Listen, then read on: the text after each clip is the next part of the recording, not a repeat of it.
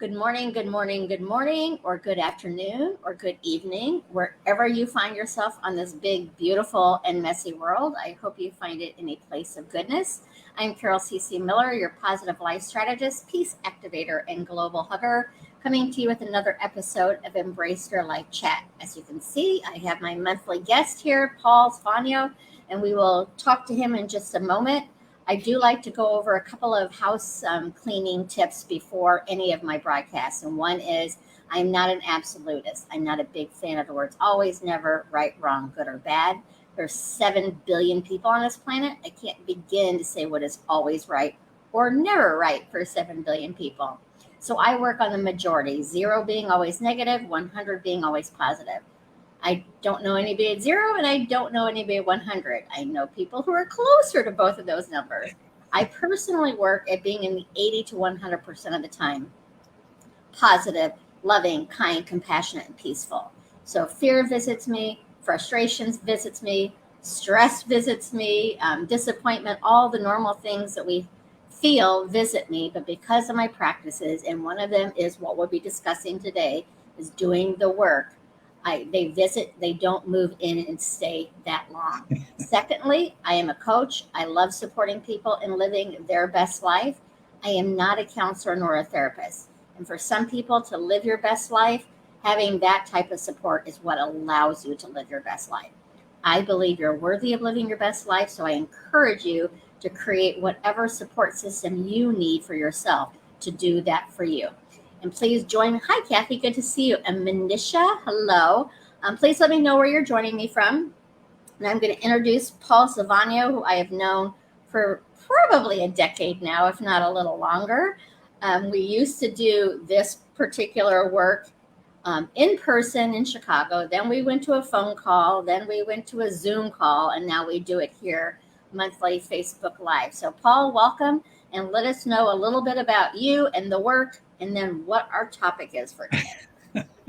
So delighted to be here, Carol. Thank you for having me again. It's always a pleasure to come and talk about the work. The work is probably my main modality that I spend the most time in. The work is developed by a woman named Byron Katie. It's a technique for examining, first of all, noticing, and then examining thoughts that cause stress in our life, which is really the source of all our stress for the most part. So I discovered the work, it's probably 15 years ago or so, when I was in what was apparently a very stressful part of my life, kind of ending my career as an educator and concerned about transition to retirement. My marriage was falling apart. My kids were going through difficult times. My father had cancer. I thought my whole world was just going to, hell, really, Yeah. until it fell. And in the midst of that, I found Katie, or she found me. I found a book and started reading it and loved it. A couple months later, she happened to come to town where I'm near Chicago, as you are. And I went to a weekend workshop, and it changed my life. She helped me to understand that, like I am like all other human beings, that we get stressed out when we believe what we're thinking. When we don't believe what we're thinking, we're fine. So I guess what I'm going to do today is first start with, let's just take a moment to kind of relax and be still just for a moment and check in on how we're doing right now in this moment.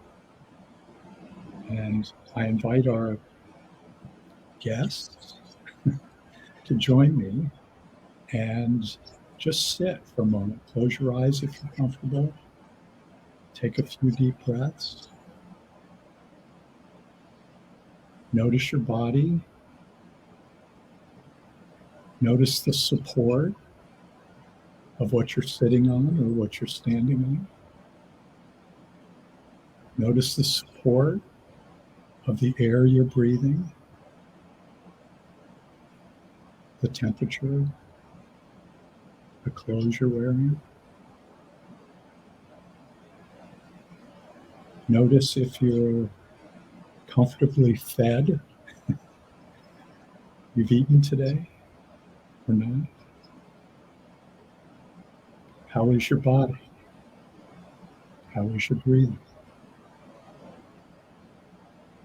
And now check in on your emotional state. Like, how are you doing right now?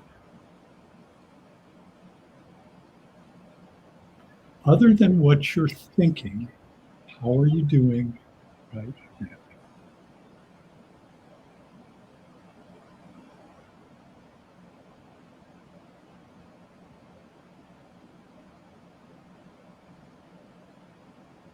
Like most of us, when we do something like this, after a few seconds, certainly after a few minutes, thoughts arise.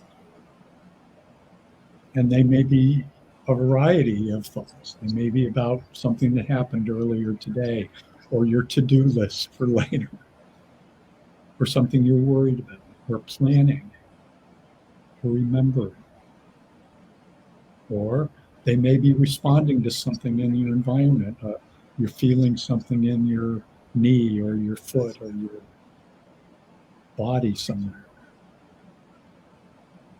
You're remembering a stressful conversation you had, or a particularly difficult situation in your life, at work, at home, with your partner, with your family, now or in the past.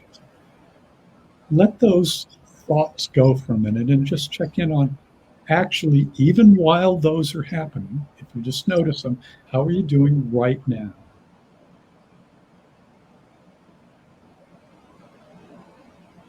Carol, I'm going to let you stand in for all the others in the group, because you can respond verbally. Others can respond in comments, in the comment about how you're doing right now. How are you doing right now in this moment?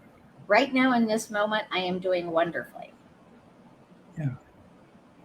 Manisha is feeling good right now. So I see that. Yeah. I see that. Now, the perspective that I come from, that Katie comes from, that the work comes from, is that feeling good, that wonderful, that I'm actually okay in this moment, is our natural state.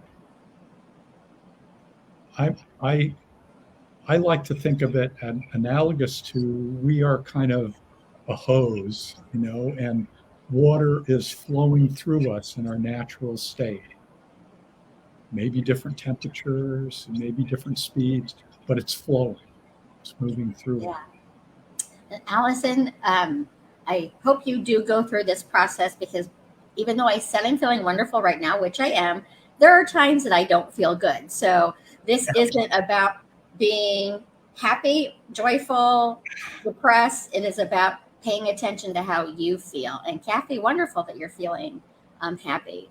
Monica is ill right now. So yeah. So the perspective of the work is that our natural state is that we're okay. We're actually, that's an aspect of us that exists. So when we think about stress, we often think about it as something that's happening to us that we need to get rid of.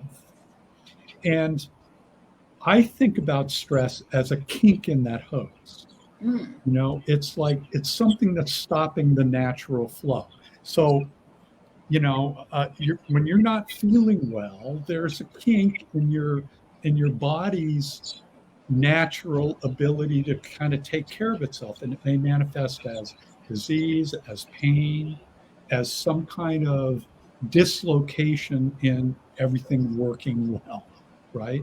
Our natural state is it's working well.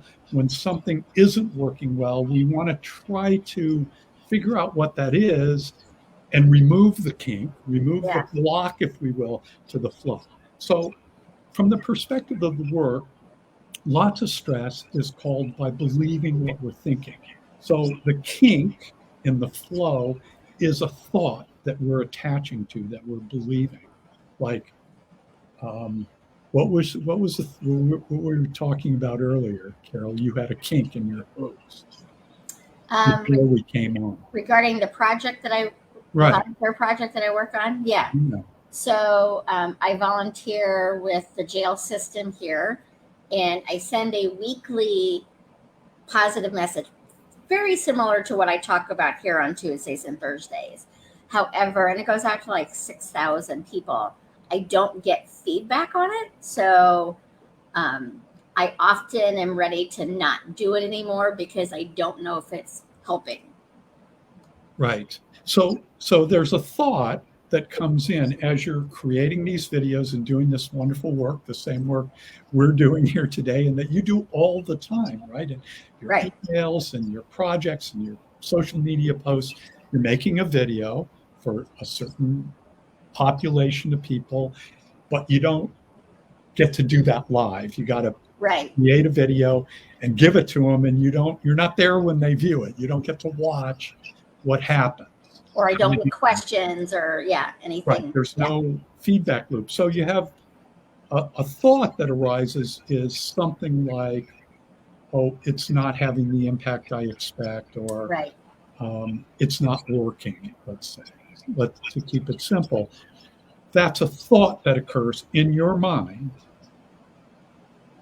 while you're maybe even creating the video or sending it off, or in some other time you're thinking, this isn't working. So that's like a kink in your hose. Right. But once we notice that, and the work, what we do is we write down the thought. So it isn't working. Okay. And I'm writing it down right now. Okay, and I'm writing it down too.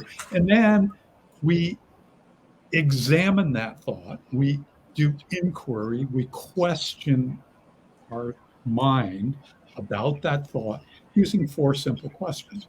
Question number 1, here's my finger. I can't get my finger to show up on the camera. Question number 1, is it true? So, Carol, is it true that it isn't working? That's a yes or no. Because right now I'm not stressed out about it, I would say no. Okay, great. If I were in the process of making the video, it might be a yes. It might be a yes. In this moment, it's a no. Just for purposes of explanation here today, let's go back in time to when you're making the video, when we know you're stressed out. Okay. And answer from that perspective. Because when you're not stressed out, who needs to work? Your hose is flowing, just live your life, right? Yeah. You don't need to do this. But when you're not feeling good, some of the people on our chat today are saying, I'm not feeling good right now. Right. So that happens. It happens to me. It happens to you. When it does, first question I ask is, what am I believing about this situation? In your case, that thought was, it isn't working. So in that situation, you're there making the video, having your doubts, it isn't working. Is that true? Yes. Okay, that's question number 1. Question number 2, very similar, also yes or no. Can you absolutely know that it isn't working? No.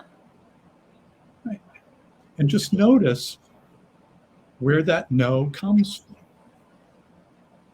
You know, how that, even though you have the thought and you think it's true, there's another part of you that's aware, I don't really know if it's an impact or not. I'm unsure.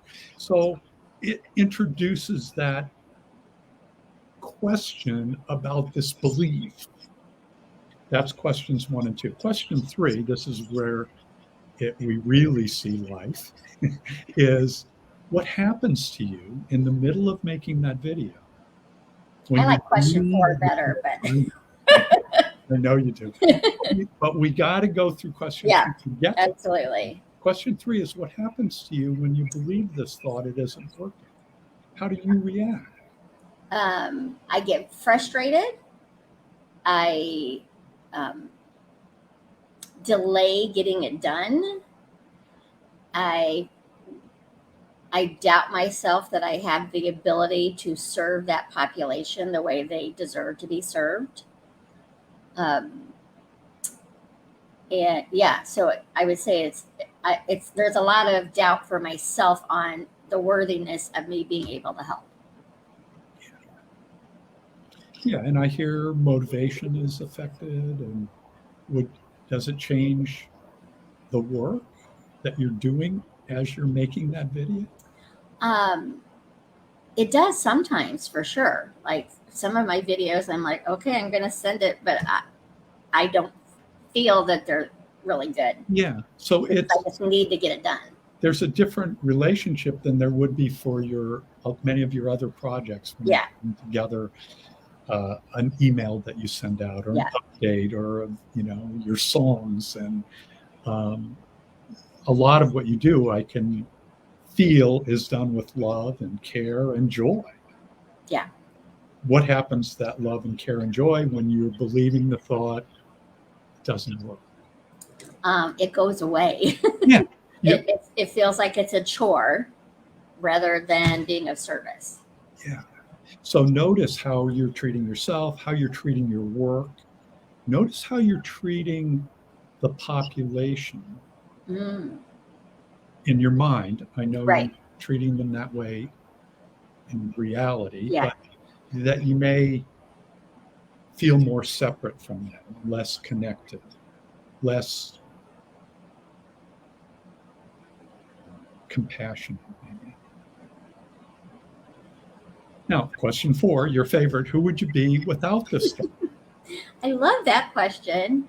I would be excited to help, to offer what I do to them. I would be looking for different ways to share the information, and it would not feel like a chore. It would feel being of service and helping, and I would enjoy that part. Very different. Yeah. When you compare 3 and 4. And that's often the case when we believe the thought. There's different kinds of stress. In your case, frustration, motivational stress, doubt, worry, delay, and then who we would be without it. From the kink toes perspective, you could think of, when I'm believing the thought, one of the things I'm doing is kinking my hose. Here you have this heart and this compassion for serving mankind, and it gets kinked. Right. When you believe the thought, it isn't working. When you aren't believing the thought, it's like realigning the hose. It opens up again. Who would I be without that thought? Boom. The impact, notice in both of those states, very different experiences for you. But notice the reality of the actual impact of the video on this population hasn't changed. It is what it is, right? It's probably really helping some people, and it's probably boring some people. All in between. Yeah. There's lots of in that population. But whatever that is, was the same whether you were believing it isn't working or you're not. That makes sense. And even when I was believing it's not working, it's taking me probably 2 or 3 times as long to do the video, because I can't even figure out what am I going to say, what am I going to talk about. Whereas if I feel like I'm doing it of service, it would probably cut the time down and be joyful doing it. Right. More efficient, more pleasant. So those are the 4 questions. Now, there's another aspect to the inquiry, and that is the turnarounds.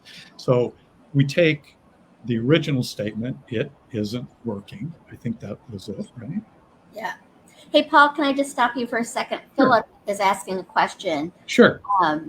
That he's not sure he's getting the point, and I'm not sure if he came in later, but is this about self-love? And in a way it is. In looking at it in your example, when you're believing this thought about it isn't working, are you loving yourself? No, you're really doubting yourself, right? You're Right. doubting your abilities and your skill at impacting this particular population. And when you take that thought away, you are in a state of love with yourself. It isn't the same as actively loving yourself, Got it. Yeah. right? Like I'm going to go take myself and give and provide self-care. Say I need to de-stress, but it is in a way because the questioning process you're going through Right. is a process of reconnecting to who you really are. And when you reconnect to that, you are loving yourself. You are loving what you are. Yeah. Katie's book is called Loving What Is. That's her first book. And it's about, like in this case, it would be about loving this project, loving the population, loving the video you're making. But it's also about loving yourself. And that means loving, oh, I had this thought Yeah. and I'm going to love that too, because it's just a thought. I'm not being bad. I just believed it isn't working.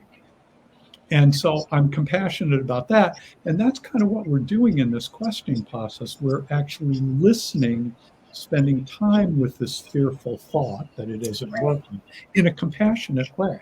We're loving an aspect of us, ourselves, that we generally don't like to look at, the ego part, the part that's worried. We want to get rid of that. Yeah. We Pretend it doesn't exist. And Yeah. and we're really saying, no, I'm going to write that down and I'm going to spend some time with it. So now we get to the turnarounds. It isn't working. One turnaround is the turnaround to the self. So you take it, in this case, isn't working. I'm not working. Right. Is there an example of that in this situation? I'm not working. Yes, absolutely. Because I'm still doing them, but it takes me a lot longer. I'm more in a I have to get it done mode rather than a creative mode. Yeah. And just the delays itself, like if it used to take you Yeah. an hour and now it's taking you 3, Right. you're not working as effectively during that 3 hour time, right? Another turnaround in this case, because we have a thought about a thing, this project, we could substitute my thinking in there. So it isn't working becomes my thinking isn't working.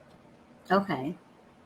So look back in this situation. How is your thinking not working effectively for you, for the project? My thinking is telling me it's not working, but I really have no reason to believe that. Yeah. Yeah. And so that's an example where it's really not it that isn't working. We don't actually know. Right. But we do know. It might not be working, but I don't know that. I assume that sometimes. You think that sometimes, but you also have evidence, and we'll get to this in a minute, that the opposite is true. So an opposite is to it isn't working is it is working.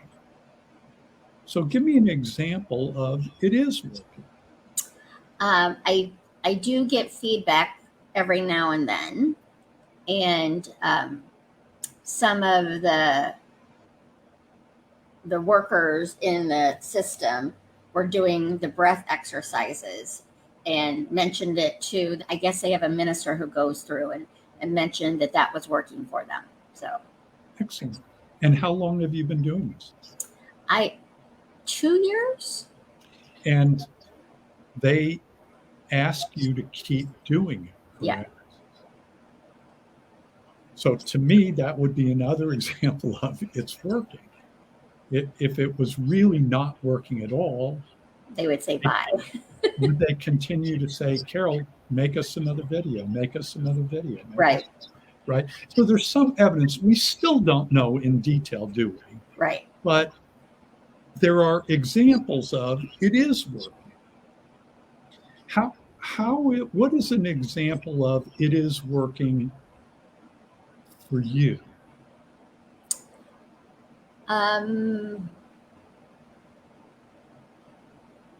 Well, I love supporting people to have a positive focus. And again, does not mean life is rainbows and unicorns, because it's not, but about focusing on more of what they want in their lives rather than what they don't want in their lives. So I enjoy that process. It's an absolutely different population than I've ever worked with before, which usually I work with people who come to me and want me to work with them. And this one was, a director in the organization wanted me to work with their population, with their staff. So it was a little different that way. Yeah. So I would see that it's working for you, A, because it gives you a chance to express your genuine, true nature in the world and be of service, and you love that. But also, it's working for you because it's giving you the opportunity to practice doing your work when you don't get feedback. Ooh, that is a good one. Right? Because truly, once I've done it, I have no say in the outcome. Yeah, this is like giving an anonymous gift, or we would do this exercise in the school for the work where I was trained, where we would try to do a kind thing for someone without getting called. Isn't that called? There's another name for that, like random acts of kindness that I think people have practiced. But the idea of it is, if they figure it out, if they know who did something nice for you, it doesn't count. The exercise is to practice doing a kind thing just because it's kind to do, not for the reaction, not to get feedback. And it's hard sometimes to know why we're doing something because we get feedback and we like that feedback. And then afterwards we can get confused by, did I really do that totally, genuinely, generously, or was I seeking that feedback? I'm not sure. Right. Random act of kindness or not getting caught, you practice just pure giving. And I would say this situation is working for you, giving you that practice every month for 2 years. Yeah. Every week for 2 years. Yeah. Every week for 2 years. Great. That's even more. And so even from that perspective, even the doubt that comes up, it's not working, can be embraced. Oh, there's that thought. It's another opportunity to practice. Right? Like, how am I going to respond when you're making your video next week and the thought comes up, it isn't working? There's 2 ways to respond to that thought. One is to go down the rabbit hole of suffering, believing the thought, right? And getting delayed and doubting yourself and feeling frustrated and feeling like it's a chore. That's one way. You know how to do that. The other way is, oh, is that true that it's not working? What happens to me when I believe it? I go down the rabbit hole. I kink my hose. What happens to me when I don't believe it? Who would I be without that? Doing my video, practicing giving without feedback, and see how it is. Yeah. It's a chance. So that's the kinked hose theory. Who would you be without your hose being kinked? Who would you be in your life if these stressful thoughts didn't interrupt your flow with each interaction in your day, with your interactions with yourself? And, we had somebody on here I saw earlier not feeling well. I went through, it's going on 2 months now, I think April, May, June, of vertigo. Like the room spinning, My body doesn't like it when it thinks the room is spinning. Is the room spinning? No. Do I believe the room is spinning? Yes. How do I react when I believe the room is spinning? I get dizzy. I get nauseous. Who would I be without that belief? The room's still spinning. I'm still feeling dizzy and nauseous, but I'm not afraid in the same way. Yeah. And what I found is it goes away quicker when I'm not struggling against it. Does it mean the vertigo is totally gone? No. Just like an illness may not be totally gone, the death of a loved one may not be totally gone, loss of a job may not be totally gone. The world, as you said, it's a messy place. But what are we believing about the disease, the death, the loss of the job? Who would we be without that?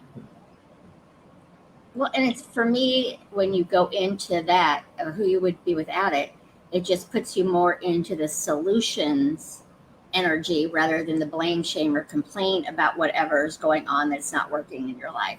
Yeah. And again, I'm not an absolutist, so it's not at all about not blaming, shaming, and complaining. Sometimes I am not a shamer. That word is way too strong for me, but I certainly get into blame and complain on occasion.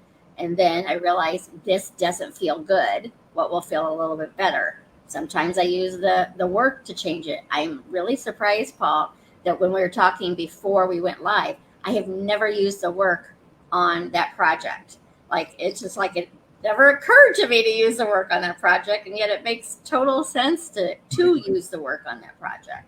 And it's just that's how life unflows. Like, we notice when we notice. We can't notice now and then get mad at ourselves because we didn't notice yesterday. Right. Not helpful, right? Yeah. I should have noticed yesterday. Is that true? No, you didn't. Right. Did you notice today? Yeah, let's be grateful for that and do what we can today. And I love that way of thinking about it. Like, when I'm stuck in the belief it isn't working, I'm just frustrated and delayed and doing this chore and going through the motions, and I'm kind of stuck. And here it is again the next week, and I'm doing it again. Without that thought, I still have the video to me. Yeah. I still don't have the feedback, but I'm looking at it totally different. Right. And I'm not frustrated by it anymore. Go ahead. And I could either, like, from that place of knowing, I can choose to, this doesn't work for me, I'm not going to do it anymore, but I'm not doing it from a place of how dare you, blah, blah, blah. Or I could continue doing it because it feels the right thing for me to do. So it's not like saying that you have to continue in whatever situation stresses you out. You can then make a decision that this doesn't work. I'm not going to do it anymore. Absolutely. And I can also imagine you having a conversation with the director saying, hey, I've been doing this for 2 years, and I've had a question from time to time about whether or not this is really helping. Could we have a conversation about that? Yeah. Do you have any way of helping me to understand what the impact is, if it's helping? I'd really love to know. Yeah. And it's a new program on their end too. So they may not know. We're all growing. And I spent years as an educator, as a teacher in an elementary school, and as a principal in an elementary school. A lot of the work that is done teaching kids, you may get a feeling in a given day of, oh, they liked that or they didn't like that. But the real impact of it may not show for years. And the same thing in this project, right? Like, somebody may be impacted on this video, and that may take years to really reach full fruition in their life. They may be out of the system at that point. Right. We don't know. And so we live in that world where we teach and we give and we serve in the ways that we're called to. And the impact of it, we have to let go of it. It's not my business. It isn't your business what happens with it after you give it away. Right. When you think it is, that's when you get blocked. That's when you're Right. keeping your host, because you're over there in the future somewhere. I saw somebody commenting about how when we go to the future, and that's kind of what you're doing when you're making the video, but you're going to the future when it's going to be seen and deciding how it will be received. And that's where your energy is, not in Right your in the present moment. situation in the moment making the video. So when you're in that future, who's home with you? Nobody. And that's the stress. That's the kink in the hose. That's you're not being loving with yourself. You're not being compassionate with yourself. So that's how it works in most stressful situations. If we can figure out, stop, breathe, like we did at the beginning, really check in on how am I doing right now in this moment. When I ever do that, I most of the time find I'm okay. Yeah. I may not be perfect. I may not be in a blissful state, but I'm okay. I'm not suffering as much as I think I am when I believe the thought. Now, what is it that I think is interrupting that state of being okay? Oh, I think it's this pain, or I think it's this relationship, or I think it's this project, or this task, or this family member, or this friend, or this thing in the world. That's not the way I think it should be. Yeah. That down, that's the first step. Now we've identified what the belief is. It isn't working. Then we take it to the questions. Is it true? I absolutely know it. How do I react when I believe it? Who would I be without it? Find the opposites. Find examples. See where you're at. Most of the time, you're back in that original state. I'm okay. And I'm clearer, as you've pointed out many times, in that state, I'm clearer to make a good decision about what to do. Do I continue with the project? Maybe I need to get some medicine and go see a doctor. Maybe I need to have a conversation that's difficult with somebody that I'm struggling with. But I'm clearer about it than when I'm frustrated, delaying, doubting myself, feeling stuck, hurting, whatever that result of that is. Yeah. So that's the work. You can find out a lot more about this on Katie's website, which is called thework.com. And there's all kinds of resources. There's worksheets on how to help you identify the thoughts and worksheets with the questions on them. It's all free. There's a helpline that you can get to where there are people like myself that can work with you or answer your questions. There's videos to watch. So there's lots to do there. You can get to my website from her website and then see what I'm up to if you want to work with me or see what I'm doing. And YouTube has a lot of videos too. Yeah, YouTube, great. Research. Like you could almost Google any stressful thought you have, whether it's like I'm having a problem with my kids or my husband, my wife, or whatever, and there will be a specific one where she does that work with somebody on that topic. It is it's really powerful work, and I think it's so helpful to kids. Again, your situation where you may not be feeling well, you may be going through a really hard diagnosis right now, but when we stress out about it, we are not helping ourselves in any fashion. So the more we can be gentle with ourselves through the process and do the work. One thing I did want to make sure people were clear on, especially if you're new to it, is to really get into the feeling. Like maybe you're angry or sad or whatever yesterday, and today you're doing the work. Like just when we started this and Paul asked me the first question, like, no, I can't know that it's not working today because right now I'm not stressed out about it. So when he reminded me, go back into your getting ready to make a video, and so now I'm in that stress place, then the answer is yes, I do. It is not working, the first question. Can the first question, Paul, and then I will let you go. Can the first question be a no? Oh, sure. Absolutely. Particularly I find when I'm working on a number of different thoughts about the same topic, and on the second, third thought, I may have already worked through a lot of the Yeah. stress. So now the thought about, you may have a related thought to it isn't working, like I'm The not able video to do process takes a long time. it. Takes a long time. So I'm not a video editor. yeah, so the video process takes too long, and then you ask yourself that question, and you can get a no. Now, if you get a no on question one, you don't really need to ask yourself question two, right? It doesn't Right. logically make sense. The video process takes too long. No. Can you absolutely know that it takes too long? It doesn't logically. Right. You just skip to question three then. How do you react? You're still saying, no, I don't totally believe that anymore. But even though I don't believe it, how do I react when I do believe it? Because we're of two minds often, right? We can know, like you may know right now. I don't know when you next go to do your video again. Today.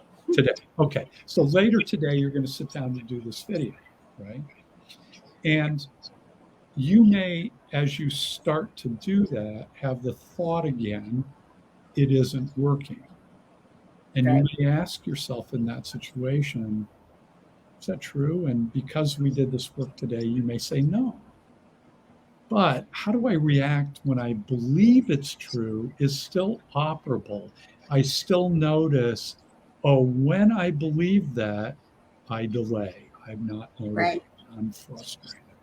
And now when I do it later today, it may be a little different. You may still have that doubt. It may not totally be done, right? Right. Because that doubt's been there for a while, like 2 years. But it may be a little less gripping. Right. You may notice it, and you may feel some stress about it, some doubt, some delay, a little bit of frustration, but maybe it doesn't quite last as long, and you get back to the work and you trust it a little bit more and you recover a little bit more quickly. If you keep doing the work, next week you come to the same project again, it may be different still. And eventually you may get to the place where you sit down to do the video and you have the thought, it isn't working, and you start laughing. Because it's like, oh, Carol, there you go again. Yeah. Having that doubt. Isn't that funny? And it does happen that way. But sometimes it's immediate and it's gone, right? Depending on our level of attachment. I also don't attach to the outcome of doing the work, just like we're recommending you not to attach to the outcome of the impact of the video. Just trust the process. So what we learn in the work is just follow the directions. The directions are answer question 1, then answer question 2, then answer question 3, then question 4, then do the turnaround. That's it. Just do it. What happens with that, whether the stress goes or not, it's not up to me. As weird as that sounds, because I'm doing the work, when it takes effect and how it takes effect isn't up to me. And just as a weird example, sometimes I'm doing the work on this project, it isn't working, and I find a shift in my relationship with my partner. I wasn't doing the work on my partner, but the impact is there. Okay. We don't know. Just like when you send that video in, you don't know how it's impacted. We're if you go back to the hose analogy, Mm-hmm. doing the work, we're unkinking the hose. We don't know what's going to flow through it. We don't know what our compassion will bring to the world, what our love and our purpose in the world will result in. We have no idea. Right. What we do know is it's not going to work if our hose is kinked. So do our work. When we find our hose kinked, how do we know our hose is kinked? Because we're stressed somehow. We're frustrated, we're angry, we're upset, we're in fear, we're in pain. Something's going on that isn't okay. So we do the work of unkinking the hose. Then our work is done. Now trust. The hose is going to flow. The hose is going to go. It's going to work or it isn't. Doesn't matter. If my hose is unkinked, it doesn't matter. Because when you're going into the result of it, then you're kinking it back up again. Absolutely. Okay. You're going into that future. You're going into somebody else's business because how it impacts that other person is up to that other person. Right. Not me. I do my own work. Yeah. Unkink my hose. I can't unkink anybody else's hose, by the way. I can show them how I unkink mine, and I can offer them the opportunity to learn that method, but I can't unkink their hose. They need to do that. So when I'm working with you, I didn't unkink your hose, you did. Right. I asked some questions. In the process you engaged in of answering them, you found your hose unkinked. Right. Now you're back in the flow. You're back in the I'm okay. You're back in the outcome doesn't matter. I mean, it does matter, but it's not your my business. And it's so interesting. Your responsibility to make it matter. Right. And I think that's so fascinating because I'm just in my own head thinking, I cannot believe I have not done the work on this before, because any other situation, I know the outcome is not up to me, kind of thing. It's like, I do what I can and people receive it how they want to receive it. So I'll need to do the work on why it's important to me to have feedback in this situation when other situations I know it's not necessary. But it's just, from my way of thinking, it's just the next thing you're noticing, right? Yeah.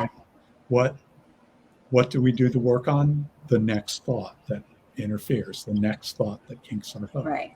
We don't need to worry about ultimate. We don't need to worry about enlightenment. We don't need to worry about any of that. Just like, is my hose kinked or not? Yeah. If it's not, enjoy your life.